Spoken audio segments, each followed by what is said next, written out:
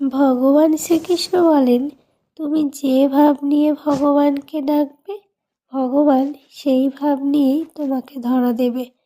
তো আমরা বৃন্দাবনবাসীরা কিন্তু ভগবানকে গোপাল রূপেই বেশি ভালোবাসে।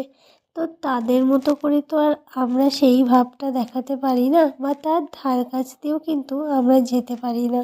কিন্তু আমরা চেষ্টা করি ভগবানকে সেবা করা, ভগবানের আরাধনায় যুক্ত হওয়া। কারণ এর ভিতরে যে মানসিক শান্তি পাওয়া যায়, সেটা যারা সেবা না করে তারা বুঝবে না। তুমি যেমনই থাকো, যে পরিস্থিতিতেই থাকো, তোমাকে একটা অদ্ভুত শক্তি সে প্রদান করবে। তো আমিও তেমন বসে গেছি আমার 2 সন্তানকে নিয়ে, একজনকে নিয়ে আর একজনের সেবায়। তো গোপালকে আমি কিন্তু আমার সন্তান হিসেবেই স্নেহ করি, আর সেভাবেই তাকে দেখি। যখন আমার সন্তান হারিয়ে গেছিলো, তখন কিন্তু গোপালই আমার সব ছিল, আর গোপালই আমায় আবার আমার সন্তানকে ফিরিয়ে দিয়েছে। তো যাই হোক, এখন এই আমার 2টো সন্তানকে নিয়েই আমার দিন যাচ্ছে।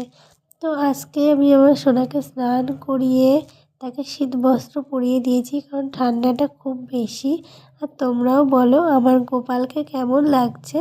তো গোপালের যে এটা আছে না, কোমর বন্ধনীটা, সেটাও লাস্টে পরিয়ে